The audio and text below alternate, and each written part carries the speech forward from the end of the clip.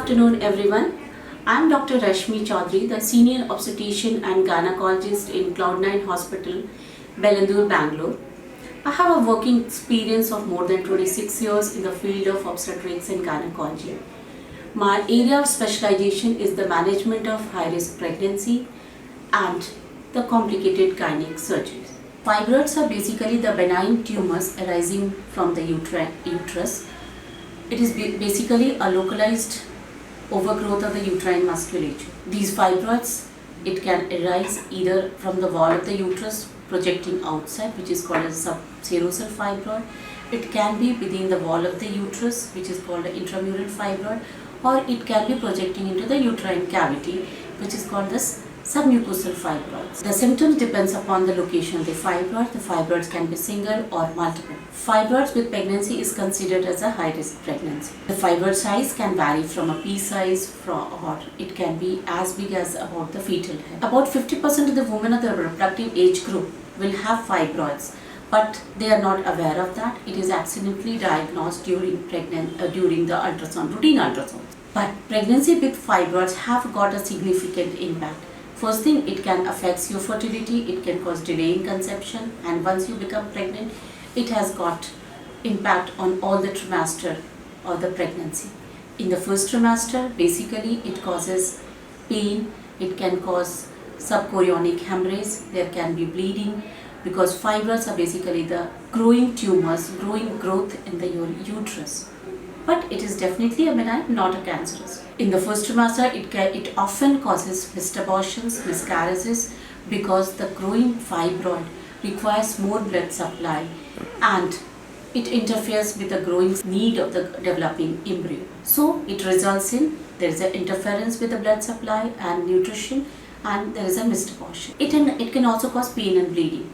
In the second trimester, basically being an estrogen dependent growth, it starts growing very fast.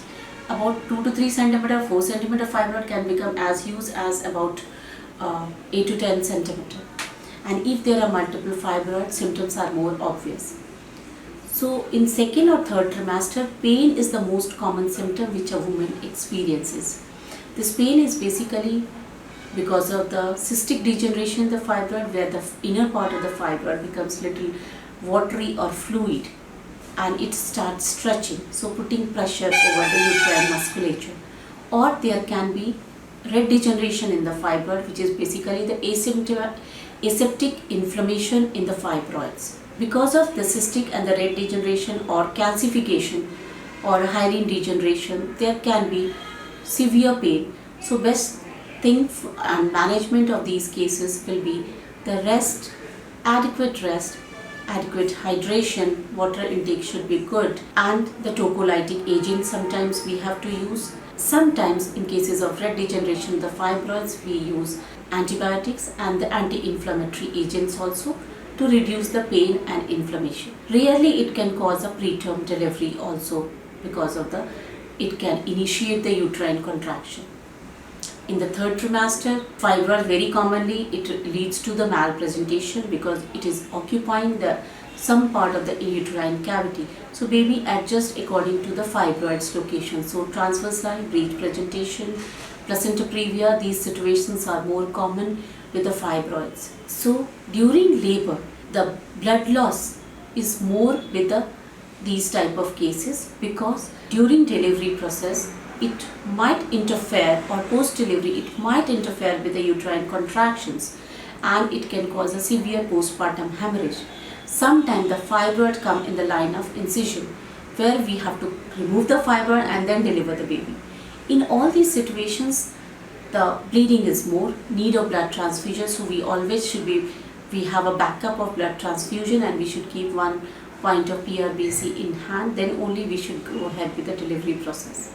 If a woman suppose goes into labor, then sometimes they will have a normal delivery. It is not necessary, especially if it is a subserosal fibroids and all, they can have, or submucosal fibroid, subserosal and the subintramural fibroid, they can have normal delivery, but sometimes it interferes with the uterine contraction and it leads to dystocia, means labor is not progressing. In all these cases, delivery has to happen by the cesarean section. So incidence of cesarean section is high with pregnancy with fibroid. Post-delivery, these fibroids shrinks to about 50% in the size, post about 6 weeks to 3 months after.